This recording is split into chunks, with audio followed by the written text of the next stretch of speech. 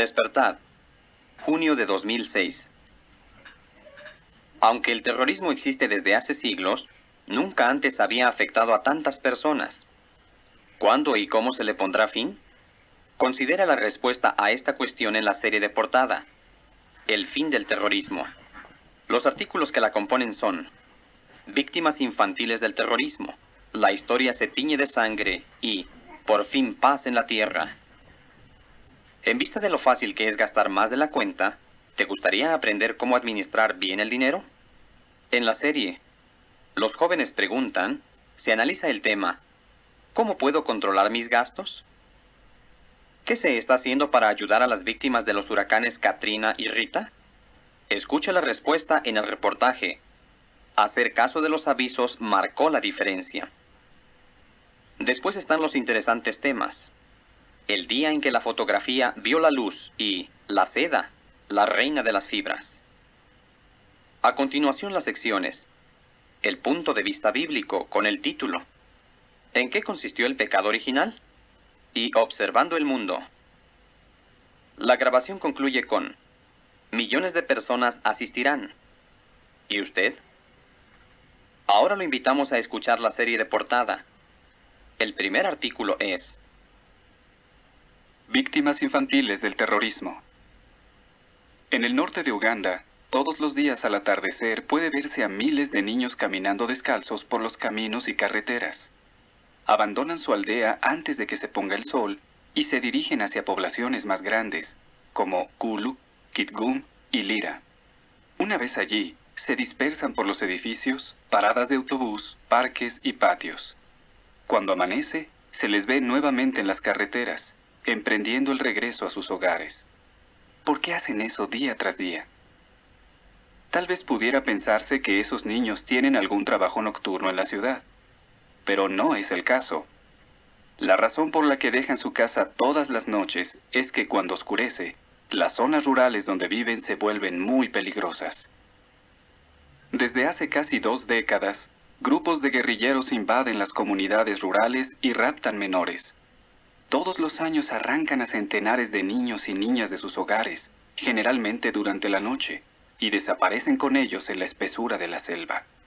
Los rebeldes se abastecen así de nuevos soldados, porteadores y, en el caso de las muchachas, esclavas sexuales.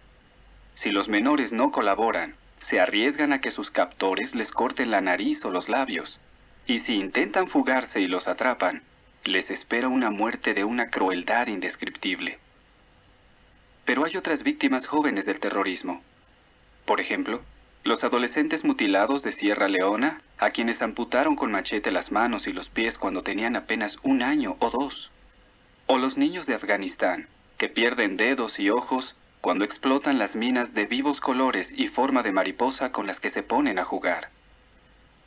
Otros niños que sufrieron las consecuencias del terrorismo no pueden contarlo. Por citar un caso, en 1995 se produjo un ataque terrorista en la ciudad estadounidense de Oklahoma, y entre las 168 víctimas mortales hubo 19 niños, algunos de ellos de apenas unos meses de edad. Como una ráfaga de viento que apaga la parpadeante llama de una vela, una bomba extinguió en un instante la vida de aquellas criaturitas. El atentado les arrebató el derecho de disfrutar su infancia, de jugar y reír, y de ser abrazados por sus padres.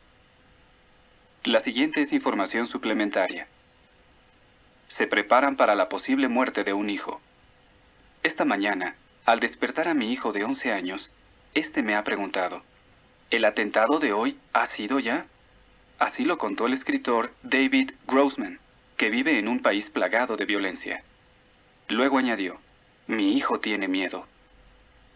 En los últimos tiempos han muerto tantos niños en ataques terroristas que algunos padres se preparan para la posible muerte de alguno de sus hijos. Nunca podré olvidar a una joven pareja que me reveló sus planes de futuro. Escribió Grossman. Se casarían y tendrían 3 hijos. No 2, sino 3, porque si uno de ellos moría, todavía les quedarían 2.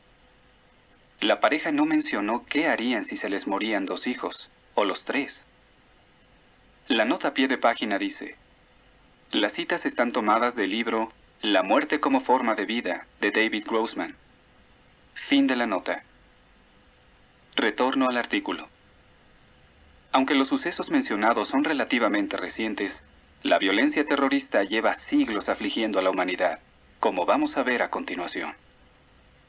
Fin del artículo. La historia se tiñe de sangre.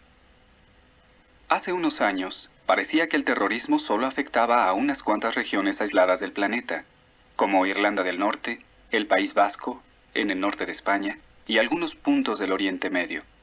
Pero últimamente se ha extendido por todo el globo, en especial desde la destrucción de las Torres Gemelas de Nueva York el 11 de septiembre de 2001, afectando a lugares como la paradisíaca Bali, Madrid, Londres, Sri Lanka, Tailandia e incluso Nepal.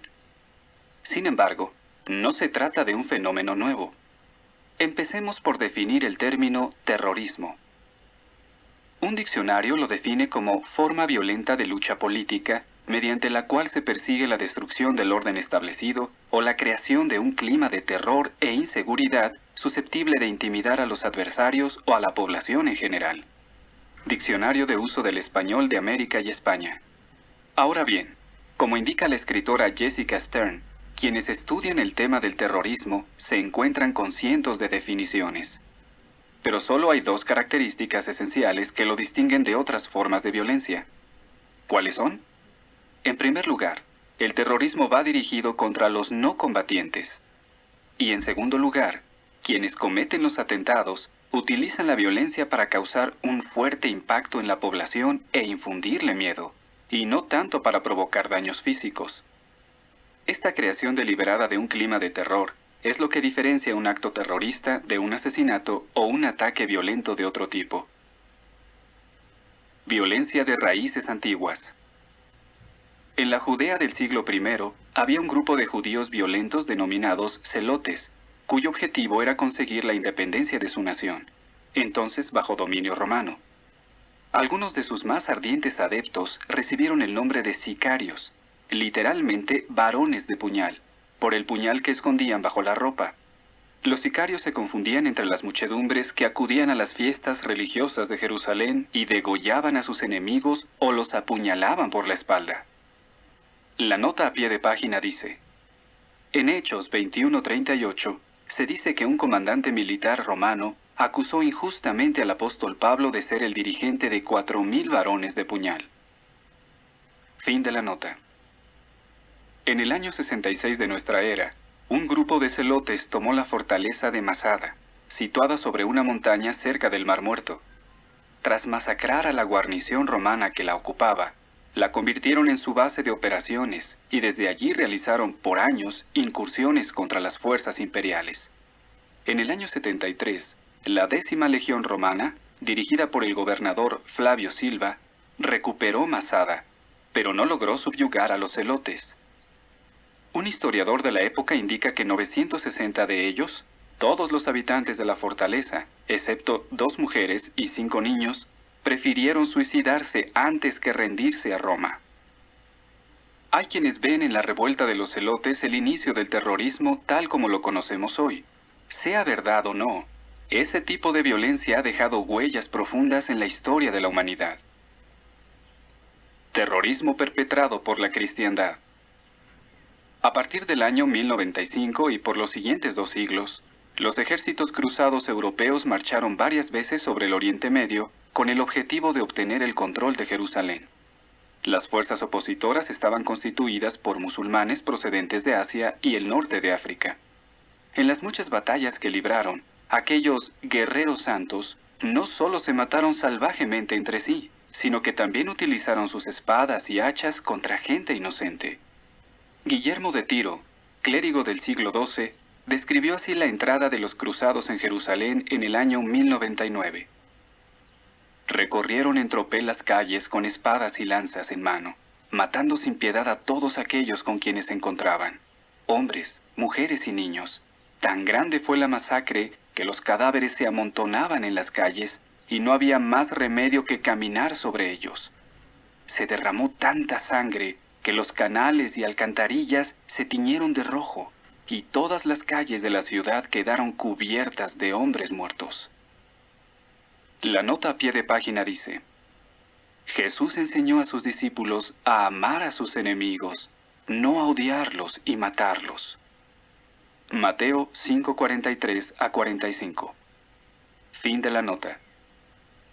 En siglos posteriores, los terroristas empezaron a usar explosivos y armas de fuego, lo que ha tenido como consecuencia matanzas atroces. Millones de muertos. La historia de Europa dio un viraje decisivo el 28 de junio de 1914, fecha en la que un joven, al que algunos consideraron un héroe, mató de un tiro al heredero al trono de Austria, el archiduque Francisco Fernando.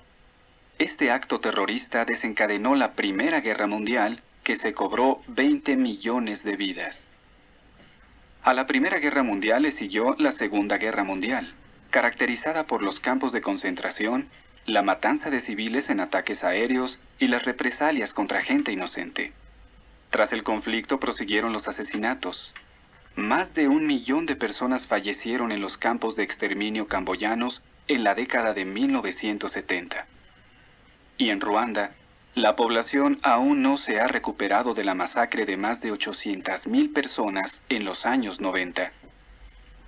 Desde 1914, muchos países han sido objeto de la violencia terrorista. No obstante, hay quienes parecen no haber aprendido nada de la historia. Con frecuencia se producen atentados que matan a cientos de personas, mutilan a miles y privan a millones de su derecho a una vida tranquila y segura. Aunque se condene universalmente el terrorismo y se promulguen leyes para frenarlo, nada detiene sus crueles manifestaciones. Bombas que explotan en mercados, pueblos arrasados por el fuego, mujeres violadas, niños secuestrados y muerte y más muerte. ¿Hay alguna esperanza de ver el fin del terrorismo? Fin del artículo. Por fin paz en la tierra. Algunas personas consideran que la violencia es el único medio para conseguir libertad política y pureza espiritual, que solo con el uso de la fuerza puede acabarse con los dirigentes no deseados. Y también hay gobiernos que se valen del terror para mantener el orden y controlar a la población. Pero si el terrorismo fuera realmente un instrumento eficaz para gobernar y efectuar reformas sociales, produciría paz, prosperidad y estabilidad. Después de un tiempo, la violencia y el temor disminuirían. ¿Se han visto tales resultados? Lo cierto es que el terrorismo socava el respeto por la vida y tiene como consecuencia actos crueles y derramamiento de sangre. En muchos casos, las víctimas toman represalias. Esto lleva a más represión que, a su vez, provoca más represalias. La violencia no resuelve los problemas. Los seres humanos llevan miles de años tratando de resolver por sí mismos sus problemas políticos, religiosos y sociales, pero todos sus intentos han resultado fallidos. Como dijo un escritor bíblico, «Bien sé yo, oh Jehová, que al hombre terrestre no le pertenece su camino. No pertenece al hombre que está andando siquiera a dirigir su paso». Jeremías 10:23. Jesús indicó, la sabiduría, cuando es auténtica, se hace evidente por los resultados que produce. Mateo 11:19. El código real de D.A. Hayim. De estos principios bíblicos se desprende, por extensión, que el terrorismo no es la solución a los males mencionados. Sus frutos no han sido libertad y felicidad, sino, más bien, muerte, sufrimiento y destrucción. Como se demostró sobradamente en el siglo XX y se está demostrando ya en el XXI. Para muchos, más que la solución, el terrorismo constituye uno de los problemas. Un adolescente cuya tierra natal sufría los estragos de la violencia terrorista escribió, «Solo espero cada día que no resulte muerto nadie de mi familia o mis amigos. Tal vez necesitemos un milagro». Como ella, muchos han llegado a la conclusión de que la solución a los problemas de la humanidad está más allá de la capacidad humana. Solo el creador de la humanidad puede resolver las dificultades de la sociedad actual, lo que incluye el terrorismo. Pero, ¿por qué deberíamos confiar en Dios? ¿Por qué merece Dios nuestra confianza? Un Una razón es que, como Creador, nos dio la vida y desea que la disfrutemos en paz. Su profeta Isaías se sintió impulsado a escribir: Ahora, oh Jehová, tú eres nuestro Padre, nosotros somos el barro, y tú eres nuestro alfarero, y todos somos la obra de tu mano. Isaías 64:8. Jehová es el Padre de la humanidad, de modo que para Él todos somos valiosos, sin importar nuestra nacionalidad. Las injusticias y el odio que conducen a los actos terroristas no son culpa suya. El sabio rey Salomón dijo en una ocasión: El Dios verdadero hizo a la humanidad recta, pero ellos mismos han buscado muchos planes. Eclesiastés 7:29. La raíz del terrorismo no es la incompetencia divina, sino la maldad humana y la influencia demoníaca. Otra razón por la que podemos confiar en Jehová es que, como Él nos creó, conoce mejor que nadie la causa de nuestros problemas y la manera de resolverlos. La Biblia recoge esta verdad en Proverbios 3:19. Jehová mismo con sabiduría fundó la tierra. Afirmó sólidamente los cielos con discernimiento. Un hombre del pasado que confiaba plenamente en Dios escribió: ¿De dónde vendrá mi ayuda? Mi ayuda viene de Jehová, el hacedor del cielo y de la tierra. Salmo 121, 1 y 2. Hay una tercera razón por la que Dios merece nuestra confianza, y es que tiene el poder para acabar con el derramamiento de sangre. En los días de Noé, la tierra se llenó de violencia. Génesis 6:11. El consiguiente juicio divino fue repentino y total. Dios no se contuvo de castigar a un mundo antiguo, cuando trajo un diluvio sobre un mundo de gente impía. Segunda de Pedro 2:5. La Biblia nos señala la lección que debemos aprender del diluvio de Noé. Jehová sabe librar de la prueba a personas de devoción piadosa, pero reservar a personas injustas para el día del juicio, para que sean cortadas de la existencia. Segunda de Pedro 2:9. Dios distingue a quienes desean sinceramente una vida mejor de quienes amargan la vida a los demás, y a estos últimos los ha reservado para el día de la destrucción de los hombres impíos.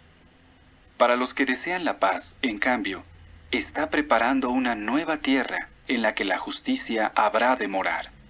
Segunda de Pedro 3, 7 y 13. Paz eterna en la tierra. Los escritores bíblicos utilizaron a menudo la palabra tierra para referirse a la humanidad. Por ejemplo, Génesis 11:1 menciona un tiempo en el que toda la tierra, es decir, todos los seres humanos, hablaba un mismo idioma. Ese fue el uso que el apóstol Pedro le dio a la palabra en la expresión una nueva tierra. Jehová Dios renovaría la sociedad humana de tal forma que la justicia moraría o reinaría en ella de forma permanente, tras eliminar la violencia y el odio para siempre. En una profecía registrada en Miqueas 4:3, la Biblia nos dice: Él ciertamente dictará el fallo entre muchos pueblos, y enderezará los asuntos respecto a poderosas naciones lejanas.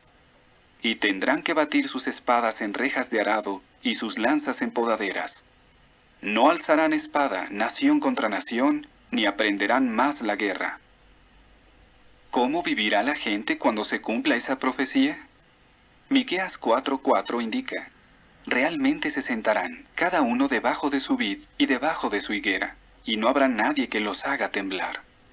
En ese paraíso terrestre, nadie vivirá atemorizado, pendiente de cuándo ocurrirá el siguiente ataque terrorista. ¿Podemos confiar en esa promesa? Sí, porque la boca misma de Jehová de los ejércitos lo ha hablado. Miqueas 4:4. Así pues, en estos tiempos en los que aumentan las amenazas terroristas y la violencia sacude a las naciones, la solución para los amantes de la paz es confiar en Jehová. No hay problema que Él no pueda resolver. De hecho, se ha propuesto eliminar todo daño y sufrimiento, e incluso la muerte.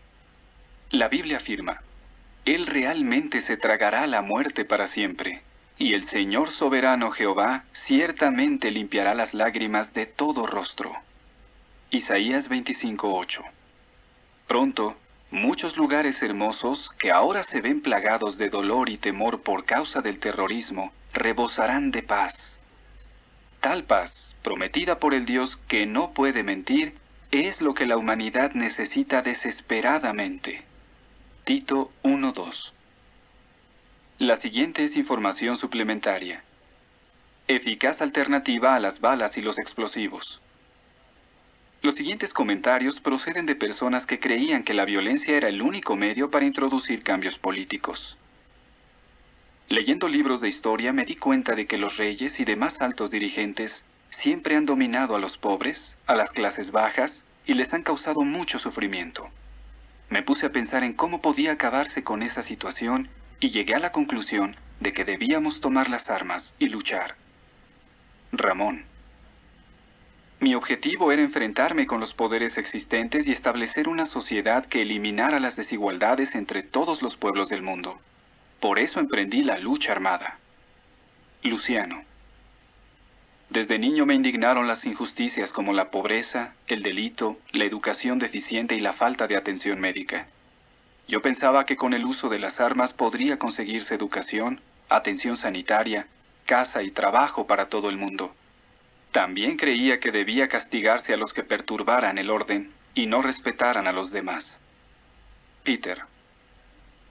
Mi esposo y yo pertenecíamos a una organización clandestina que promovía la rebelión violenta con el objetivo de establecer un gobierno que trajera bienestar y orden a la comunidad e igualdad para todos. Nos parecía que las actividades subversivas eran el único camino para lograr justicia en nuestro país. Lourdes. Todas estas personas pretendían aliviar el sufrimiento de la humanidad con el uso de la fuerza. Sin embargo, al estudiar la Biblia con los testigos de Jehová, se dieron cuenta de que ésta señala una mejor manera de lograr ese objetivo. La palabra de Dios afirma en Santiago 1:20, la ira del hombre no obra la justicia de Dios. O, como lo expresa otra versión, la ira del hombre no es el medio de establecer la justicia de Dios. El Código Real. Solo un gobierno de origen divino puede cambiar a la sociedad humana. Profecías bíblicas como las que encontramos en el capítulo 24 de Mateo y en 2 Timoteo 3:1-5 muestran que el reino de Dios así lo va a hacer muy pronto. Le invitamos a conocer estas verdades por sí mismo estudiando la Biblia con los testigos de Jehová. Fin del artículo. Los jóvenes preguntan, ¿cómo puedo controlar mis gastos? Con frecuencia me doy cuenta de que quiero comprar algo que no necesito ni me puedo permitir, solo porque está de oferta. Ana, Brasil.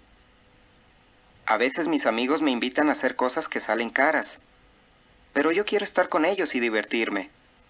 A nadie le gusta decir, lo siento, pero no tengo el dinero. Joan, Australia.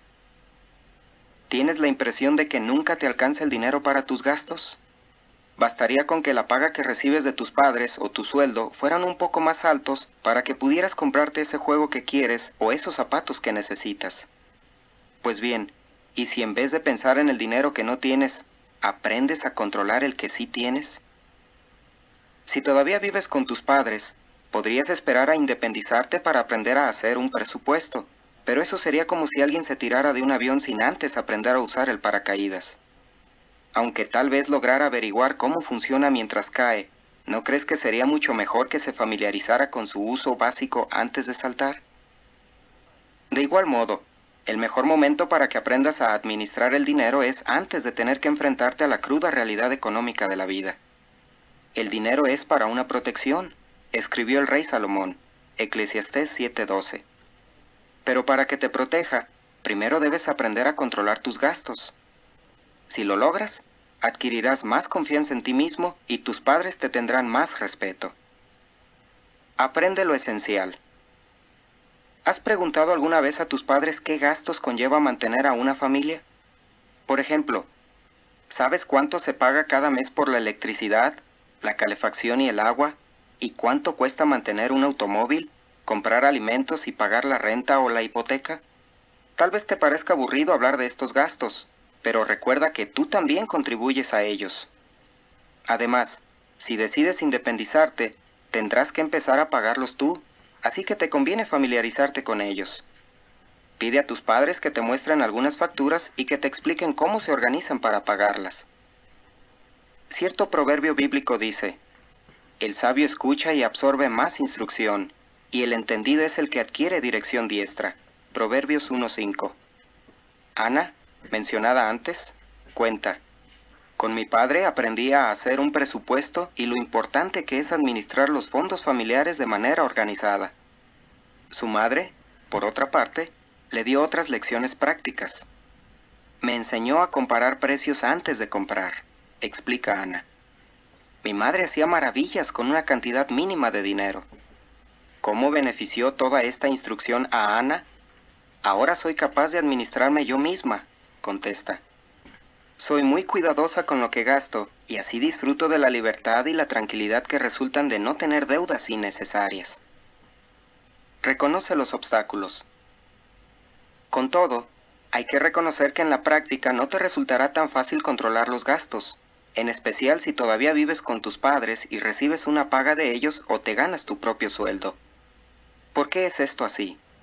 Porque es probable que tus padres estén pagando la mayor parte de las facturas y que, por tanto, tú puedas gastar en lo que quieras gran parte de tu dinero.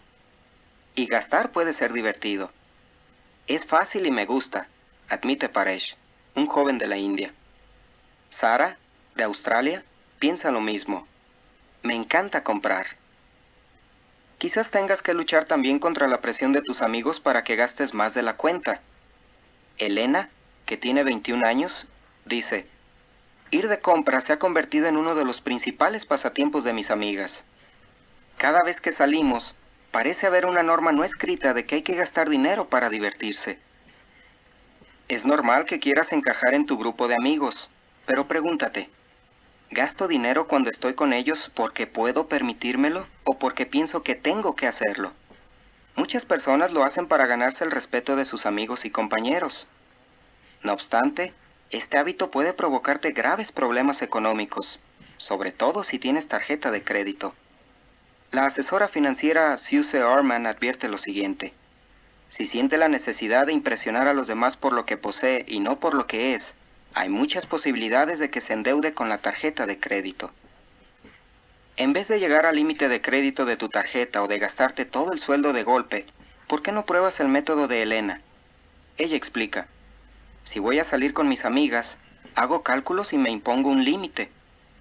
Dado que mi sueldo se ingresa directamente en el banco, solo saco la cantidad que necesito para salir. También me ha resultado práctico ir de compras solo con las amigas que son cuidadosas con el dinero y que me animan a buscar los mejores precios en vez de comprar lo primero que encuentro. La siguiente es información suplementaria. ¿Será tener más dinero la solución? ¿Crees que ganar más dinero te ayudará a solucionar tu falta de control de los gastos?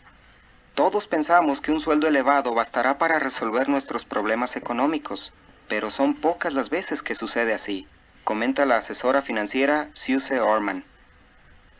Un ejemplo: imagínate que estás al volante de un auto que no puedes controlar o que lo manejas con los ojos cerrados. ¿Crees que echando más gasolina en el depósito te sentirás más seguro?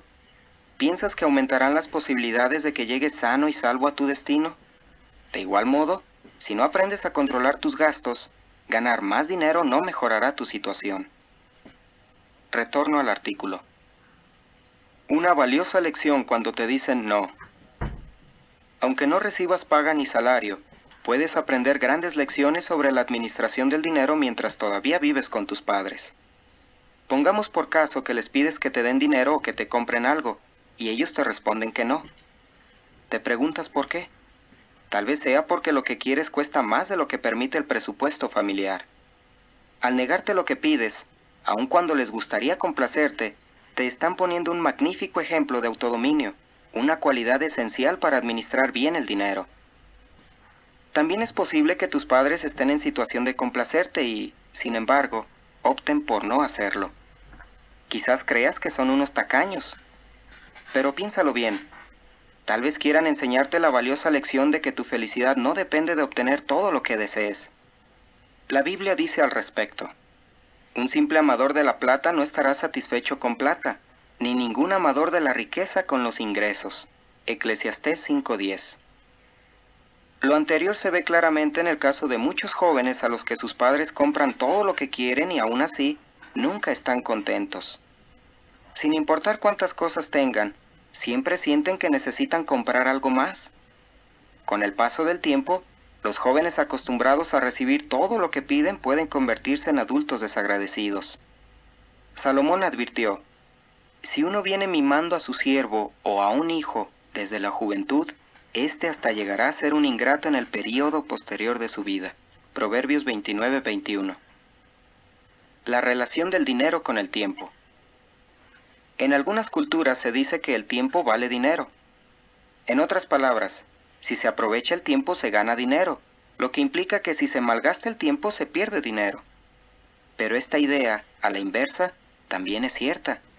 Si malgastas el dinero, también pierdes el tiempo que te tomó ganarlo. Por eso, aprende a controlar tus gastos y aprenderás a la vez a aprovechar tu tiempo. ¿Por qué decimos eso? Fíjate en lo que comenta Elena. Cuando controlo mis gastos, también controlo cuánto tengo que ganar.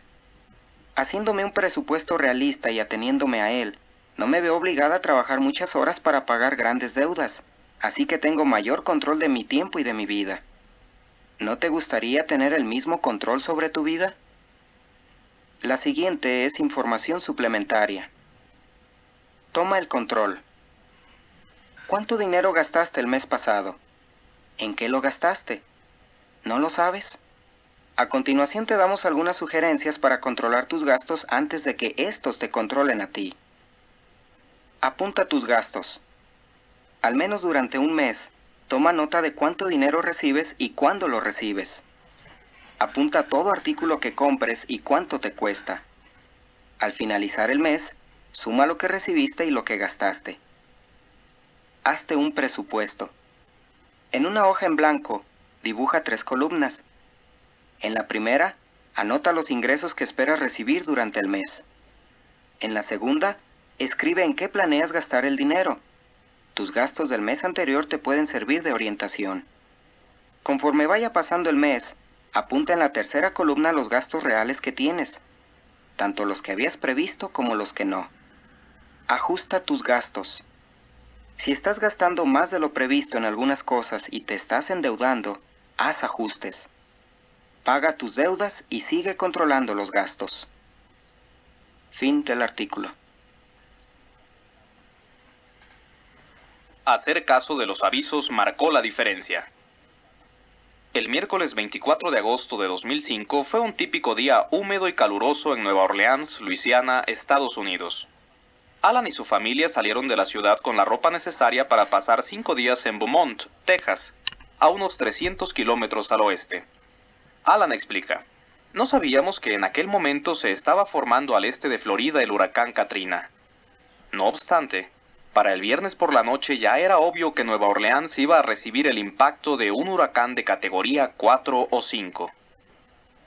El domingo 28 de agosto, no había duda de que Katrina se convertiría en un huracán de categoría máxima. El alcalde de Nueva Orleans ordenó la evacuación inmediata de la ciudad. Como resultado, millares de vehículos empezaron a desplazarse lentamente hacia el norte y hacia el oeste, bloqueando las autopistas. Miles de personas que no tenían automóvil huyeron a los refugios o al gran estadio Superdome. Otras, en cambio, decidieron esperar en sus casas a que amainara la tormenta. La próxima vez seré el primero en irme de aquí. Un testigo de Jehová llamado Joe estuvo entre los que se quedaron. Estaba convencido de que podría resistir en su hogar, pues en los huracanes anteriores los daños no habían sido tan graves como habían predicho las autoridades. Él explica: pensé que sobreviviría, pero qué pronto cambié de opinión. El azote furioso del viento y la lluvia arrancó el tejado de mi casa en un instante. Entonces, el nivel del agua comenzó a ascender a una velocidad alarmante. 3 metros en 3 horas. Iba tan rápido que tuve que refugiarme en el piso de arriba. Estaba muy asustado porque el viento aullaba y parecía que las paredes iban a derrumbarse. Los techos se estaban viniendo abajo y en lo único que pensaba era en cómo escapar de allí. Creí que tendría que lanzarme a las aguas embravecidas, pero había fuertes olas y el viento levantaba sobre ellas crestas de espuma. Sabía que si saltaba, probablemente me ahogaría. Al final, una barca rescató a Joe y lo llevó hasta un puente desde donde vio cadáveres flotando en el agua y excrementos por todas partes. Durmió una noche en el maletero de un automóvil. Después lo trasladaron en helicóptero y autobús hasta el centro cívico de Nueva Orleans. Allí me trataron bien, recuerda. Hubo un momento en que dejé de pensar con claridad. Lo único que me preocupaba era averiguar dónde conseguiría la próxima botella de agua. En retrospectiva, Joe comprende que podría haberse evitado esta terrible experiencia y asegura: he aprendido la lección. La próxima vez que ordenen una evacuación, seré el primero en irme de aquí. No escuchó las advertencias y tuvo que buscar refugio en un árbol. En las ciudades de Biloxi y Gulfport, en la costa del estado de Mississippi, se produjeron daños catastróficos y murieron muchísimas personas. De acuerdo con el periódico The New York Times del 31 de agosto de 2005, Vincent Creel, encargado de relaciones públicas del municipio de Biloxi, dijo: hubo muchos que no hicieron caso de los avisos de evacuación porque ellos o sus viviendas habían sobrevivido al huracán Camille, ocurrido en 1969. Se considera que Camille fue más fuerte, pero, como explicó el señor Creel, Katrina levantó un muro imparable de agua similar a un tsunami. Inel, que llevaba viviendo en Biloxi la mayor parte de su vida, también prefirió pasar por alto las advertencias. Ella cuenta: habíamos sobrevivido a muchas tormentas a lo largo de los años, así que Katrina no me preocupaba demasiado. Inel reunió en su hogar a su suegra, de 88 años de edad, su hijo, su hija y su yerno, además de 2 perros y 3 gatos, y la familia decidió no abandonar la casa, que estaba bien construida. La tormenta se desató sobre Biloxi más o menos a las 10 de la mañana del 29 de agosto. Inel recuerda: me di cuenta de que se filtraba agua por uno de los dormitorios que están en la parte trasera de la casa. Luego empezó a entrar por todas partes. Decidimos subir al desván por seguridad, pero el nivel del agua seguía aumentando, así que vimos necesario salir de allí por miedo a quedarnos atrapados. Pero, ¿a dónde podíamos ir? Mi hijo tuvo que rasgar uno de los mosquiteros a fin de que pudiéramos salir nadando por la ventana. Después nos mantuvimos a flote sujetándonos al borde del tejado. 3 fuimos hacia el lado derecho de la casa y mi hija fue hacia el izquierdo. Observé que cerca había un árbol grande. Mi hijo, mi suegra y yo nadamos hasta él y nos agarramos con fuerza. Entonces oí a mi hija gritar: ¡mamá, mamá! Mi yerno, que fue el último en salir del desván, fue nadando hasta ella para salvarla. Los 2 consiguieron subirse a una barca que había estado aparcada en la entrada de la casa y ahora flotaba a la deriva allí cerca. Me rogaron que fuera a donde estaban ellos, pero yo no quería arriesgarme en vista de los remolinos que formaba el agua. Me sentía segura en el árbol y no pensaba moverme de allí. Desde mi posición estratégica, podía ver el agua calle abajo y alrededor de la casa. Comencé a meditar sobre mi situación y me sentí estúpida por no haber obedecido los avisos de evacuación. Finalmente, el nivel del agua comenzó a bajar y todos pudimos subirnos a la barca. Más tarde apareció un camión de bomberos y nos llevó al hospital. Nos sentíamos sumamente agradecidos de estar vivos. Planes de evacuación de los testigos. Los efectos de Katrina se sintieron a lo largo de la costa del Golfo de México, donde miles de viviendas fueron destruidas, desde Luisiana en dirección este hasta Alabama. Pero los huracanes no son una novedad en esa región de Estados Unidos. Por tal razón, los testigos de Jehová cuentan desde hace varios años con planes de evacuación. Generalmente, cada mes de junio, antes del inicio de la temporada de tormentas, las 21 congregaciones de los testigos de Jehová del área de la Gran Nueva Orleans repasan un plan de evacuación. Así, la mayoría de los testigos locales sabían qué pasos dar si había una emergencia. ¿Cómo funcionó el plan en el caso del huracán Katrina? Tan pronto como las autoridades municipales dieron la orden de evacuación, los ancianos de todas las congregaciones se pusieron en contacto con los hermanos para animarlos a abandonar la ciudad. Muchos lograron marcharse con familiares o amigos, pero a los enfermos y los de edad avanzada se les proporcionó ayuda y transporte especial. John, miembro de un comité de socorro de los Testigos de Jehová, aseguró: «Estoy convencido de que gracias a este plan hemos salvado muchas vidas». La mayoría de los testigos pudieron salir de la ciudad antes de que llegara la tormenta. Para dar ayuda práctica inmediata a las regiones afectadas, la sucursal de Estados Unidos de los Testigos de Jehová estableció varios comités de socorro de emergencia. En busca de testigos en el Astrodome. Unos 16,000 evacuados, la mayoría de Luisiana, se refugiaron en el Astrodome de Houston, Texas, donde se les dio agua y comida. El comité de socorro de los testigos de esta ciudad tuvo conocimiento de que entre aquella multitud había algunos hermanos. Pero, ¿cómo podrían localizarlos? A primera hora de la mañana del viernes 2 de septiembre, un grupo de ancianos testigos llegó al Astrodome en busca de sus hermanos.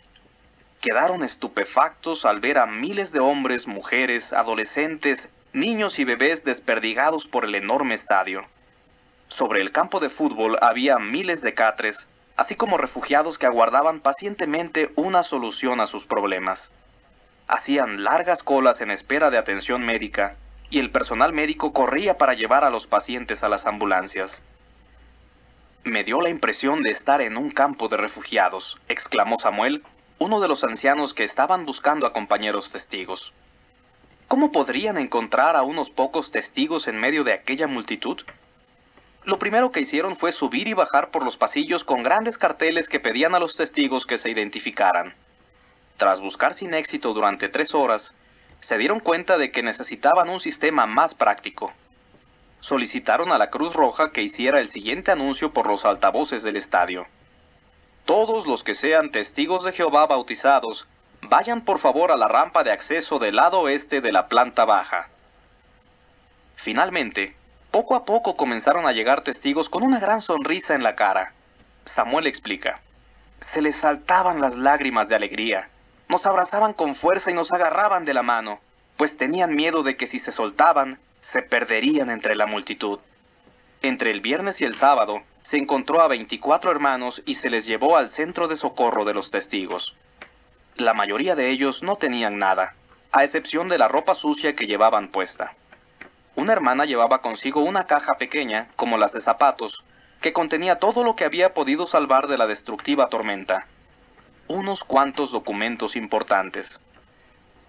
En el Astrodome, muchas personas reconocieron a los ancianos visitantes como ministros de los Testigos de Jehová y les pidieron Biblias y publicaciones bíblicas. Se solicitaron más de 220 Biblias. Los testigos también ofrecieron a la gente la revista Despertad del 22 de julio de 2005, cuya portada tenía el oportuno tema: ¿están aumentando los desastres naturales? El artículo continúa en el lado B.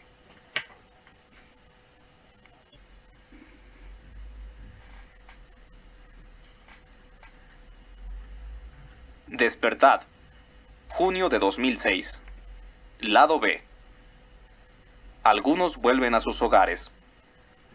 Uno de los supervivientes de la tormenta fue un veterano periodista que es director general de un canal de televisión de Nueva Orleans y que debido a su trabajo ha presenciado muchos desastres. Volvió a su hogar en el distrito de Jefferson, Luisiana, para recuperar algunas de sus posesiones. Él relata: «Me quedé horrorizado. La destrucción era absoluta. En la televisión habíamos visto las inundaciones resultantes cuando se rompieron los diques y entró el agua de los canales. Pero la fuerza del viento también causó daños enormes. El edificio de apartamentos donde yo vivía quedó totalmente destruido, lleno de moho, podredumbre y un olor pestilente difícil de describir. Era horrible, verdaderamente horrible.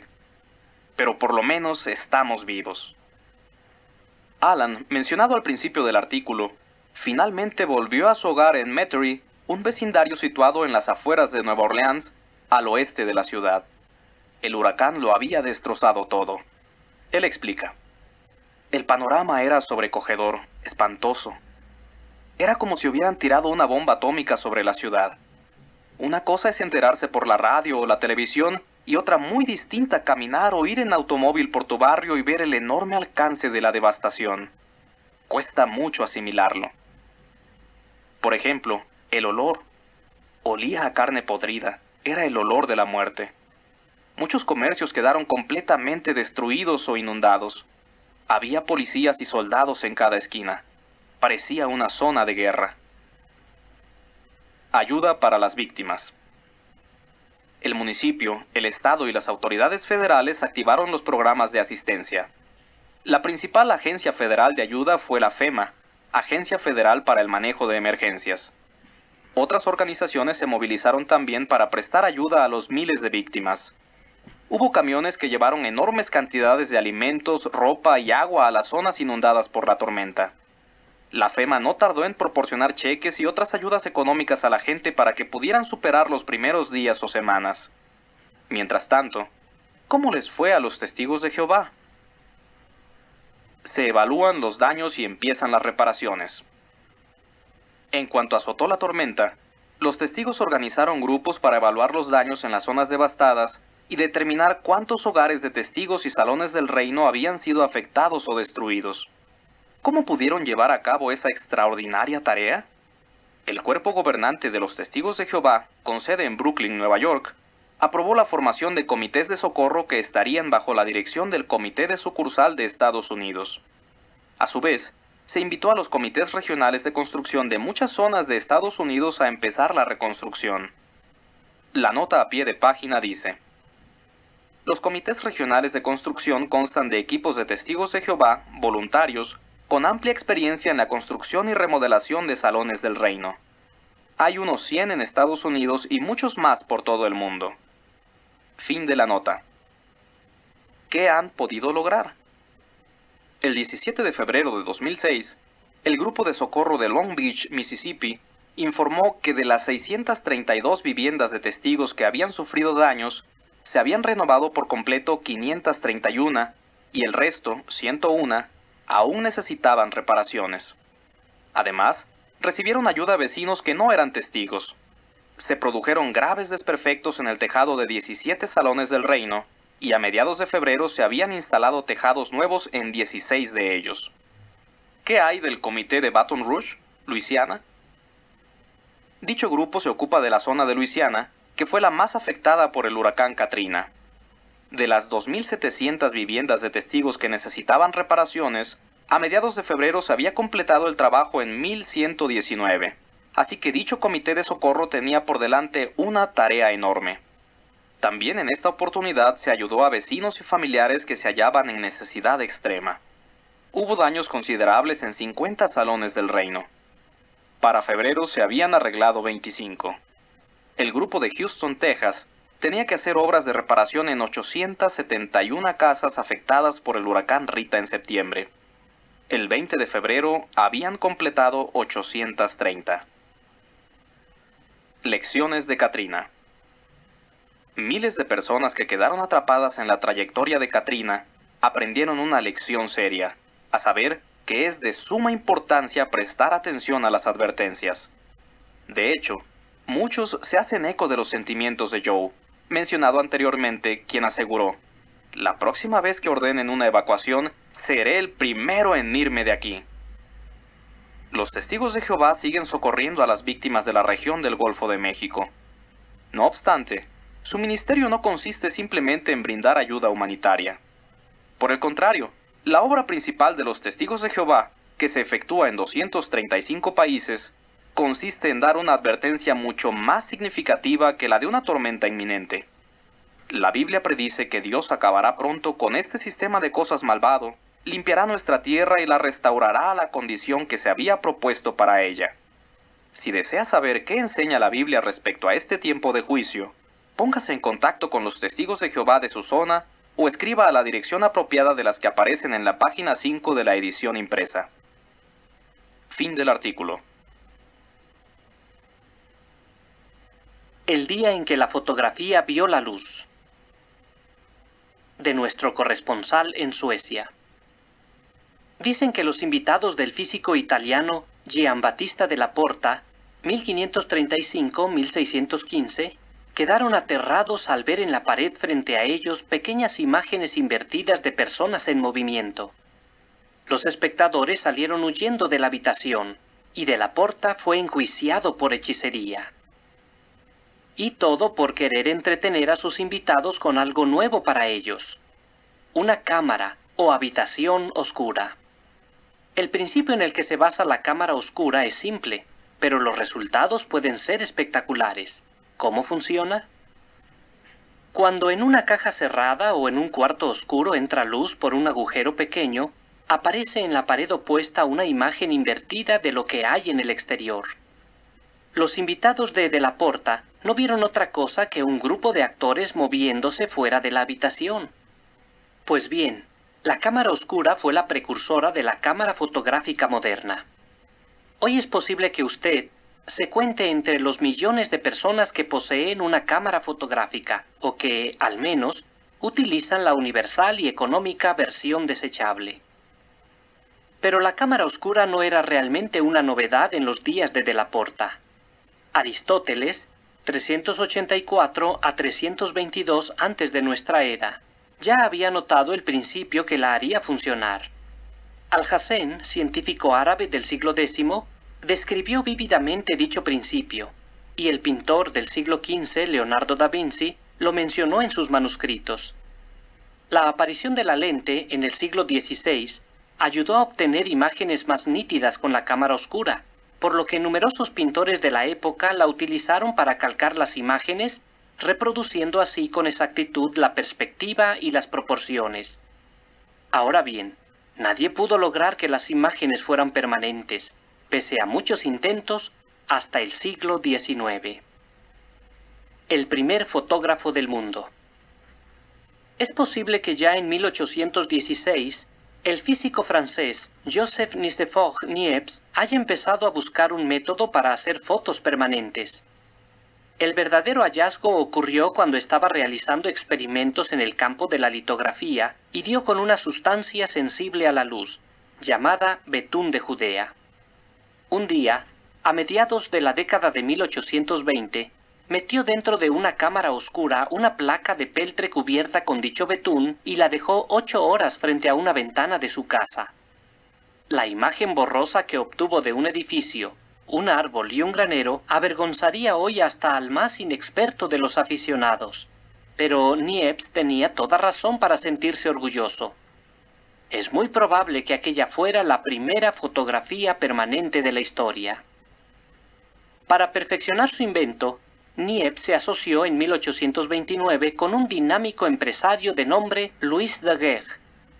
Niepce falleció en 1833, pero Daguerre continuó con los ensayos y logró importantes mejoras. Por ejemplo, utilizó placas de cobre recubiertas con yoduro de plata, el cual resultó ser más sensible a la luz que el betún de Judea. Luego descubrió por accidente que, al tratar con vapores de mercurio la placa expuesta, aparecía con claridad una imagen antes apenas visible y, por consiguiente, podía reducirse considerablemente el tiempo de exposición. Daguerre se dio cuenta más tarde de que lavando la placa con agua con sal, la imagen no se ennegrecía con el tiempo. La fotografía ya estaba lista para conquistar al mundo. Su presentación ante el mundo.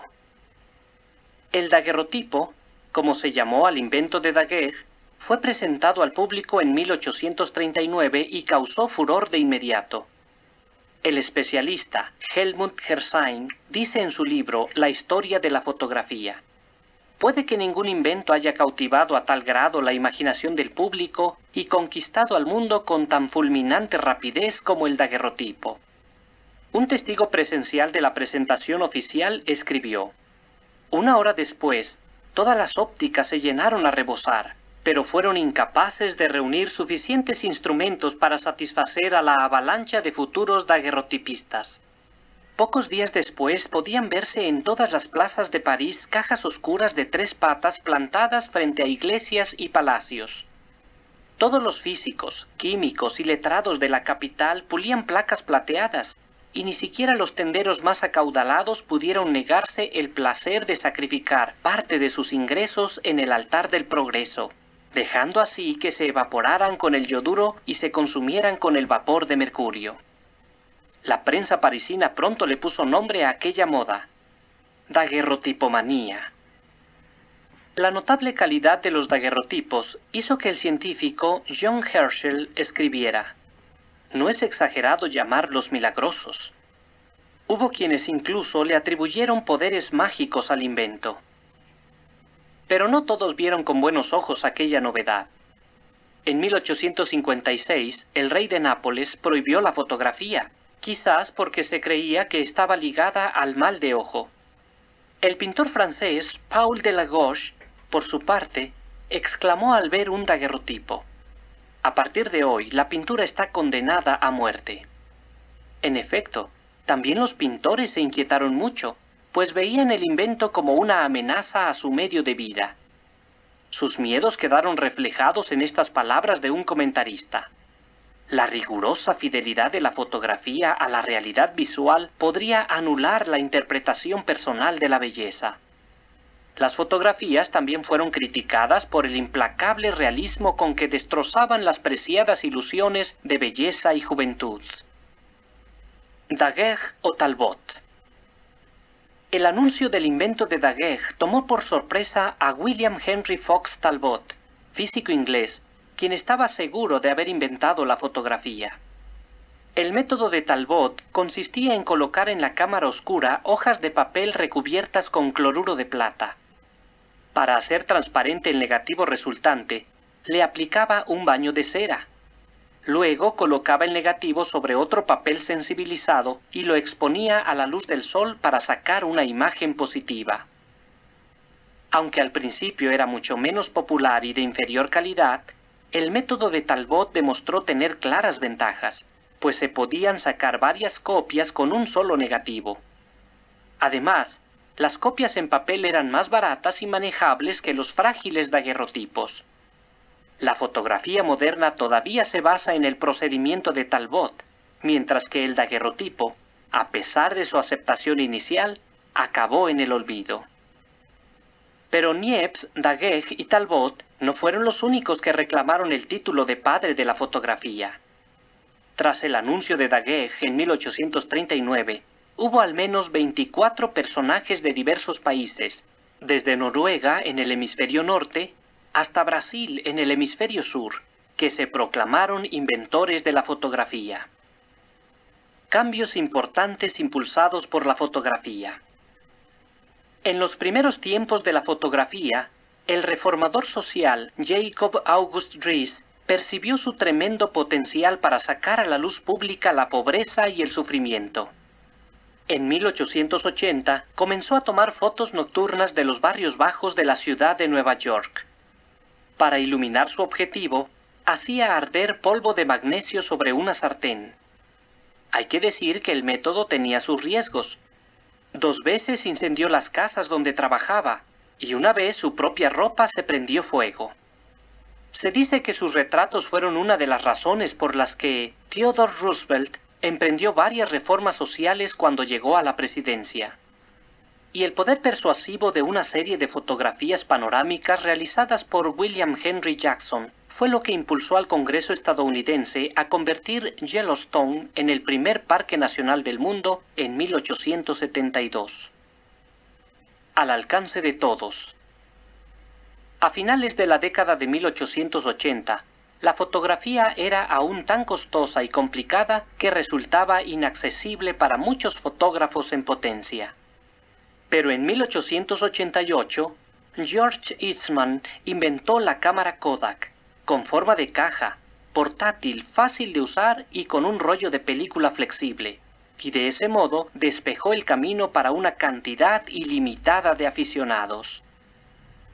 Con esta cámara, cuando el cliente terminaba el rollo, mandaba la cámara completa a la fábrica. Allí procesaban la película, recargaban la cámara y se la devolvían al cliente con las fotos reveladas, todo por un precio bastante módico. El lema publicitario de Kodak, «Usted apriete el botón, nosotros hacemos el resto», no era ninguna exageración. Así fue como nació la fotografía para las masas, y los miles de millones de fotos que se toman todos los años en la actualidad confirman que no ha perdido aceptación. Es más, su popularidad ha aumentado gracias a las cámaras digitales, que utilizan megapíxeles para crear las imágenes y tienen una pequeña tarjeta de memoria con capacidad para cientos de fotos. Hasta se pueden hacer impresiones de alta calidad en casa con una computadora y una impresora. No cabe la menor duda. La fotografía ha llegado muy lejos. Fin del artículo. La seda, la reina de las fibras. De nuestro corresponsal en Japón. Algunas de las prendas de vestir más hermosas del mundo, como el kimono japonés, el sari indio y el hanbok coreano, tienen algo en común. Casi siempre están hechas de lustrosa seda. Considerada la reina de las fibras, la seda ha cautivado con su elegancia a personas de todo el mundo, desde miembros de la realeza de tiempos antiguos hasta plebeyos de nuestros días. Pero no siempre estuvo tan al alcance de todos. En épocas pasadas, la producción de seda era una actividad exclusiva de los chinos. Nadie aparte de ellos sabía fabricarla, y cualquier ciudadano chino que divulgara el secreto del gusano de seda se arriesgaba a ser ejecutado por traición. Lógicamente, el monopolio hizo que esta tela fuera muy costosa. A lo largo y ancho del Imperio Romano, por ejemplo, la seda valía su peso en oro. Con el tiempo, Persia obtuvo el control de toda la seda que salía de China. Sin embargo, los precios continuaban siendo altos, y los intentos por encontrar una ruta hacia ese país que permitiera evitar el comercio con los mercaderes persas no habían dado resultado. Entonces, el emperador bizantino Justiniano tramó un plan. Allá por el año 550 de nuestra era, envió a 2 monjes en misión secreta a China. A su regreso, 2 años más tarde, los monjes trajeron escondido dentro de sus bastones huecos de bambú el tesoro por tanto tiempo codiciado: unos huevos del gusano de seda. Así se descubrió el secreto y el monopolio de la seda llegó a su fin. La siguiente es información suplementaria. Propiedades de la seda. Resistencia. Un hilo de seda es igual de fuerte que uno de acero del mismo grosor.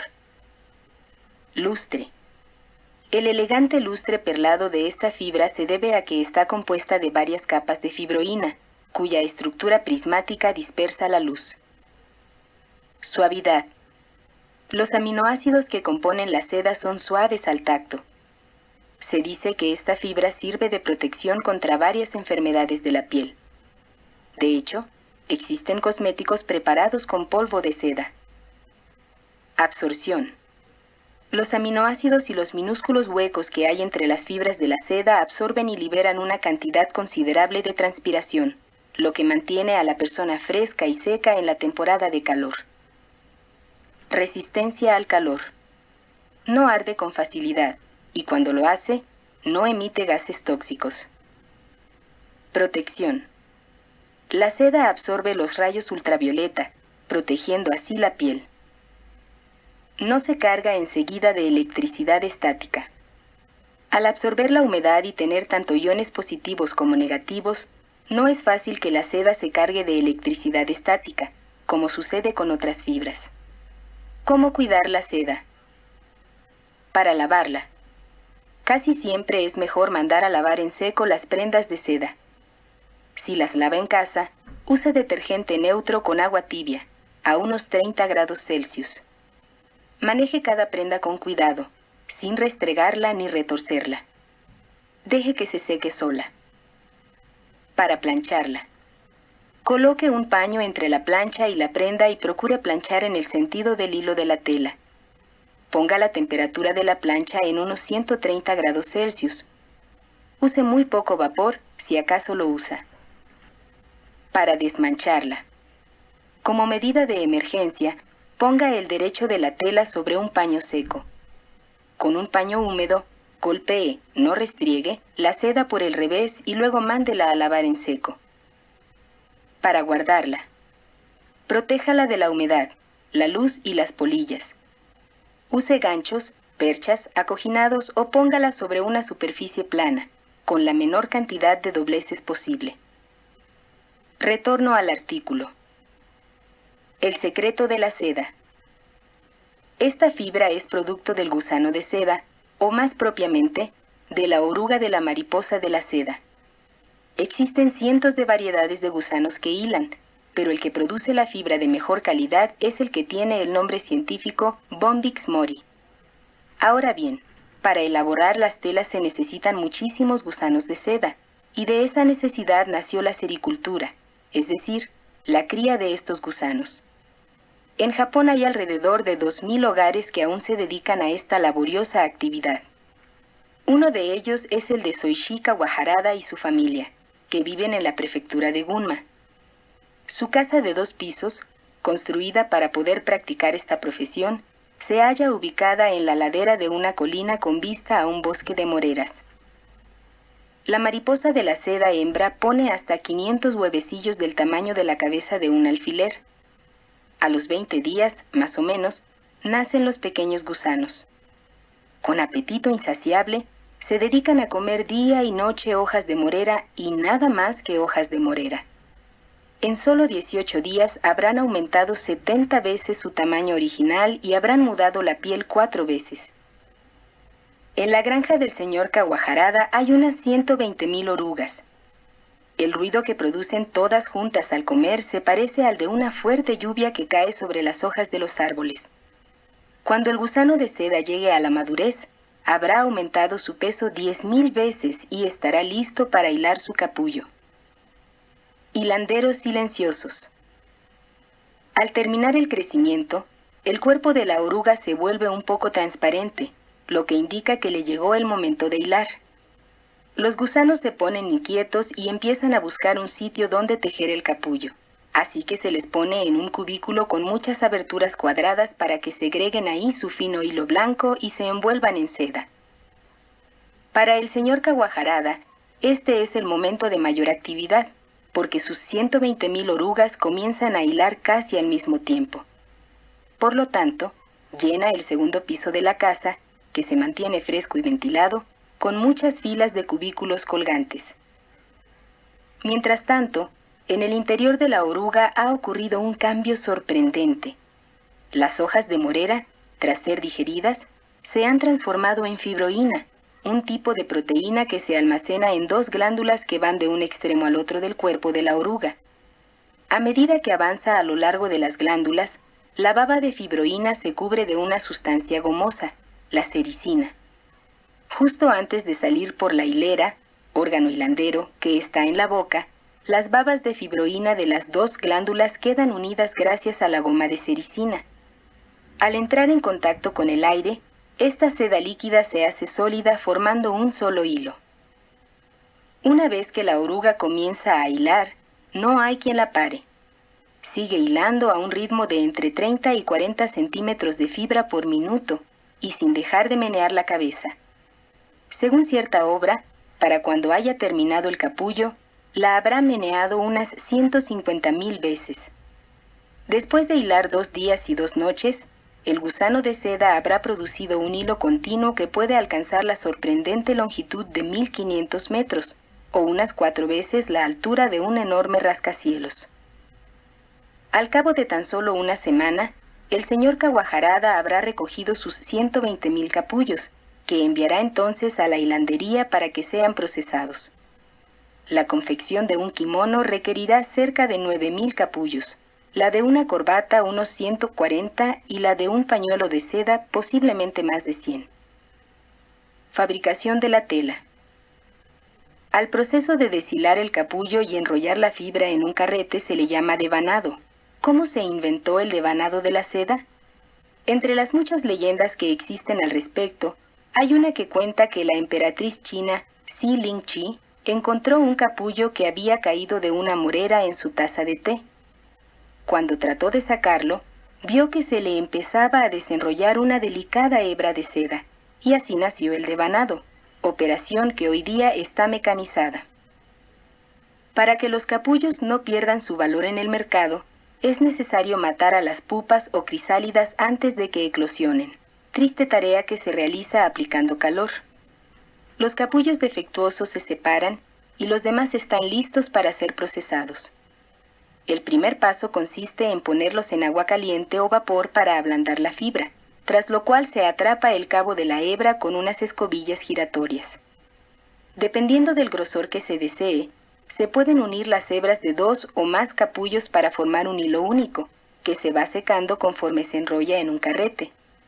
A continuación, la seda cruda se enrolla de nuevo, pero en un carrete más grande, para formar una madeja de la extensión y el peso deseados. ¿Ha tenido alguna vez en sus manos un pedazo de seda tan suave y flexible que sintió ganas de llevárselo a las mejillas? ¿Qué determina su singular textura? Uno de los factores es el desgome, es decir, la eliminación de la sericina o goma que recubre la hebra. La seda sin desgomar es áspera y difícil de teñir. Por ejemplo, la tela de chifón es rugosa debido a que contiene algo de goma. El segundo factor es el torcido, es decir, cuánto se retuerce el hilo. La tela japonesa Habutai es suave y lisa al tacto, pues tiene muy poco o ningún torcido. Por el contrario, el crepé es una tela crujiente y arrugada porque el hilo está muy retorcido. El teñido es otra parte importante del proceso.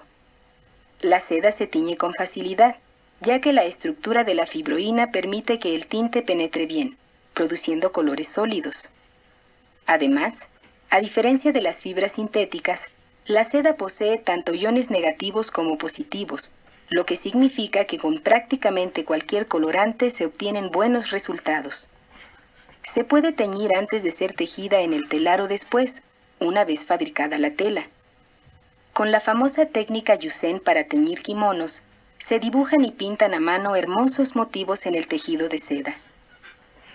Si bien la mayor parte de la producción de la seda se realiza en países como India y China, la alta costura francesa y los diseñadores italianos siguen a la cabeza de las creaciones en seda a nivel mundial. Hoy día existen fibras sintéticas como el rayón y el nylon que surten el mercado de la ropa de muchas telas de bajo costo. Aún así, la seda no tiene rival. Ni siquiera con los adelantos científicos modernos ha sido posible sintetizar seda, afirma el curador del Museo de la Seda de Yokohama, Japón. Sabemos todo, desde su fórmula molecular hasta su estructura, pero no podemos copiarla. Eso es lo que yo llamo el misterio de la seda. Fin del artículo. El punto de vista bíblico. ¿En qué consistió el pecado original? Esta no es una pregunta de valor puramente intelectual ni mucho menos. ¿Por qué decimos eso? Porque la desobediencia de Adán y Eva ha afectado a todas las generaciones posteriores hasta el día de hoy. La Biblia afirma: por medio de un solo hombre el pecado entró en el mundo, y la muerte mediante el pecado, y así la muerte se extendió a todos los hombres, porque todos habían pecado. Romanos 5:12. Pero, ¿por qué tuvo consecuencias tan trágicas el simple hecho de tomar una fruta de un árbol y comerla? Cuando Dios creó a Adán y Eva, los instaló en un hermoso jardín repleto de vegetales comestibles. De todos los árboles frutales, solo había uno del que les prohibió comer: el árbol del conocimiento de lo bueno y lo malo. Como poseían libre albedrío, tenían la opción de obedecer o desobedecer a Dios en este asunto. Sin embargo, Él le advirtió a Adán: en el día que comas del árbol del conocimiento, positivamente morirás. Génesis 1:29 y 2:17. Una prohibición razonable. Tal prohibición no los obligaba a pasar privaciones, pues podían comer de todos los demás árboles del jardín. Tampoco los privaba de su dignidad, ni daba a entender que tuvieran malas tendencias. Si Dios hubiera prohibido cosas tan abominables como la bestialidad o el asesinato, se podría alegar que los seres humanos perfectos tenían inclinaciones perversas que debían refrenarse. La acción de comer, en cambio, era natural y correcta. ¿Eran las relaciones sexuales el fruto prohibido, como afirman algunos? No hay base en las Escrituras para tal idea. En primer lugar, cuando Dios decretó la prohibición, Adán estaba solo, y por lo visto siguió así por un tiempo. En segundo lugar, Dios les dijo a Adán y Eva: sean fructíferos, y háganse muchos y llenen la tierra. Génesis 1:28. No es lógico pensar que les mandara así violar su ley y luego los sentenciara a muerte por hacerlo.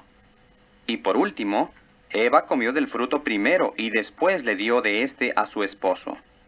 Está claro que el fruto no podían ser las relaciones sexuales. Un intento de obtener la independencia moral. El árbol del conocimiento era un árbol literal que simbolizaba el derecho que Dios tiene como gobernante de decidir lo que está bien y lo que está mal para su creación humana. Comer del árbol, por tanto, constituía no solo un robo, pues estaban tomando algo que pertenecía a Dios, sino también un intento descarado de obtener la independencia moral o autodeterminación.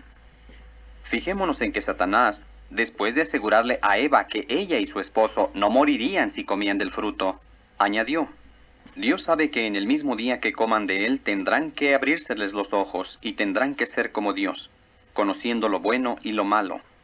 Génesis 3, 4 y 5. Ahora bien, cuando Adán y Eva comieron del fruto, no alcanzaron una comprensión divina del bien y el mal. De hecho, Eva le dijo a Dios: la serpiente, ella me engañó. Génesis 3:13. Aún así, Eva conocía el mandato divino, pues hasta se lo repitió a la serpiente, la cual actuaba como portavoz de Satanás. De modo que ella desobedeció a Dios de forma deliberada. Adán, en cambio, no fue engañado. Pero en vez de obedecer lealmente a su Creador, escuchó a su esposa e imitó su proceder independiente. Al independizarse de Jehová, Adán y Eva dañaron para siempre su relación con él, y el pecado se arraigó en su organismo, afectando hasta su misma composición genética. Aunque es cierto que siguieron viviendo cientos de años, el día en el que pecaron empezaron a morir, tal como le sucedería a la rama que se cortara de un árbol. Además, por primera vez notaron intranquilidad de espíritu, se sintieron desnudos e intentaron esconderse de Dios. También experimentaron sentimientos de culpa, inseguridad y vergüenza. Su pecado les produjo una gran agitación interna y su conciencia los empezó a acusar.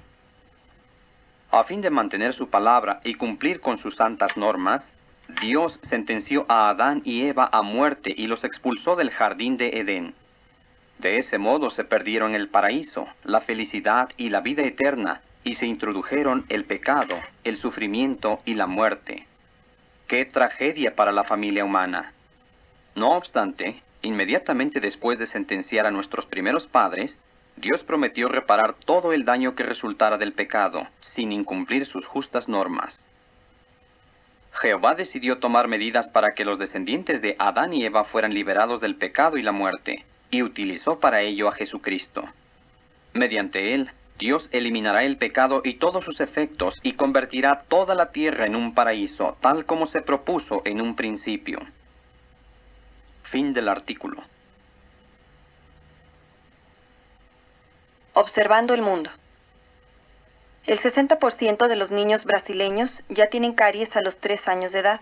Una de las razones es que no les lavan los dientes después del último biberón del día, que casi siempre contiene bebidas dulces. Folia Online, Brasil. Los hábitos laborales más irritantes.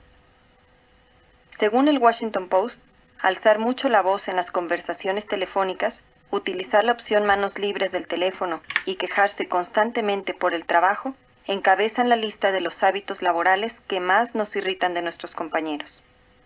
Pero hay otras prácticas que también causan molestia y que además merman la productividad en el área de trabajo, como formar grupitos, llegar tarde, pensar en voz alta, conversar con los compañeros por encima de las mamparas que separan los escritorios, la falta de higiene personal y hacer ruido al comer. Sin embargo, la mayoría de los entrevistados admitió no haber hablado nunca del asunto con los compañeros que tanto los irritan. Y con razón, señala el periódico, pues es posible que ellos mismos también sean una molestia para los demás. 1/4 parte de los nacimientos en Estados Unidos se producen por cesárea. En la ciudad de Nueva York se practican 5 veces más cesáreas que en 1980. Aunque estos partos son mucho más fáciles de programar, los riesgos de practicar innecesariamente este tipo de intervenciones son enormes. The New York Times, Estados Unidos. Aumenta la población urbana. De aquí a 2 años, la mitad de la población mundial vivirá en las ciudades. señala la cadena CBC News. De acuerdo con un informe de las Naciones Unidas, casi 9 de cada 10 estadounidenses viven en alguna ciudad, lo que convierte a Estados Unidos en el país con mayor porcentaje de población urbana. Hace tan solo 55 años, las únicas ciudades con más de 10 millones de habitantes eran Nueva York y Tokio. Pero ahora ya son 20 las ciudades que componen este club, entre ellas Yakarta, la Ciudad de México, Bombay y Sao Paulo. El secretario general de la ONU, Kofi Annan, declaró: en vista del rápido crecimiento, habrá que acometer importantes reformas económicas y sociales en casi todos los países.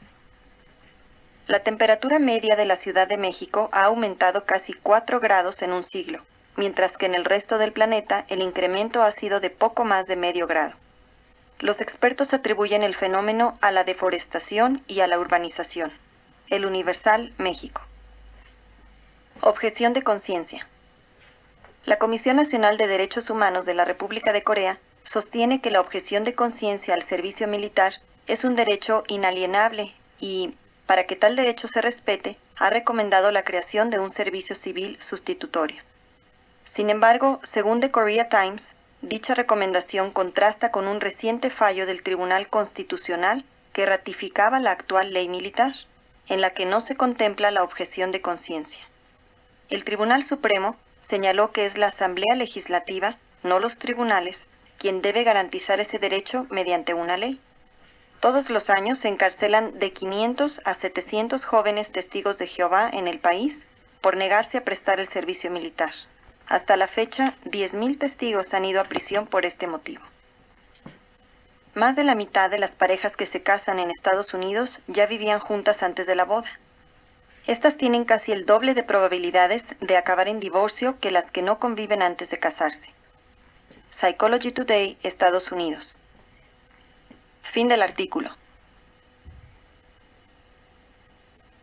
Millones de personas asistirán. ¿Y usted? ¿Asistir a qué? A la Asamblea de Distrito de los Testigos de Jehová, nuestra liberación se acerca. Centenares de estas asambleas de 3 días, que en Estados Unidos comenzaron el último fin de semana de mayo, se celebrarán durante los próximos meses por todo el mundo. Aproximadamente 11 millones de personas asistieron a las 2.981 asambleas de distrito que tuvieron lugar en un año reciente. Por lo general, el programa comienza a las 9:30 de la mañana con un preludio musical. El viernes se tratan temas como «Prestemos atención a las promesas de liberación de Jehová» y «¿Cómo libra Jehová al pobre que clama por ayuda?». El discurso temático «¿Qué ha hecho Jehová para que obtengamos liberación eterna?» pone punto final a la sesión de la mañana. El programa del viernes por la tarde incluye los discursos «Jehová cuida con ternura de las personas mayores», «Liberación de nuestros dolores de angustia» y «Cómo prestan servicio público los ángeles». El simposio de 4 partes, Jehová, el libertador, precede al último tema del día. Ningún arma o lengua que se alce contra nosotros tendrá éxito. En la sesión del sábado por la mañana se presenta el simposio de 3 partes titulado Continuemos efectuando nuestro ministerio sin cesar. Además de los discursos, Liberados de la trampa del pajarero y Escudriñemos las cosas profundas de Dios. El programa concluye con un discurso seguido por el bautismo en agua de los que cumplen los requisitos. Entre los discursos del sábado por la tarde se encuentran Mantengamos el punto de vista bíblico sobre el cuidado de la salud. ¿Qué espíritu domina nuestra vida? Hagamos de nuestro matrimonio una cuerda triple. Y, joven, acuérdate ahora de tu magnífico Creador. El último, que lleva por título Vivimos muy pendientes del día de Jehová, da recomendaciones útiles para nuestros días. El domingo por la mañana hay un simposio de 4 partes que explica a qué se asemeja el reino de los cielos. En él se analizan brevemente algunas de las parábolas de Jesús. La sesión prosigue con un discurso que sirve de preludio a uno de los aspectos más destacados de la asamblea, el drama con vestuario de época basado en el capítulo 13 del libro bíblico de Primero de los Reyes. Por la tarde, la sesión final de la asamblea incluye el discurso público. Se acerca la liberación por el reino de Dios. Haga planes desde ya para asistir. Para saber cuál es la asamblea más cercana, pregunte en el Salón del Reino de los Testigos de Jehová de su localidad o escriba a la dirección apropiada de las que aparecen en la página 5 de la edición impresa. En el número del 1 de marzo de la Atalaya, revista que se distribuye junto con Despertad, aparece una lista de todas las sedes de las asambleas de distrito que tendrán lugar en su país. Si desea más información sobre los Testigos de Jehová, consulte nuestra página de internet www.watchtower.org. Fin de la revista.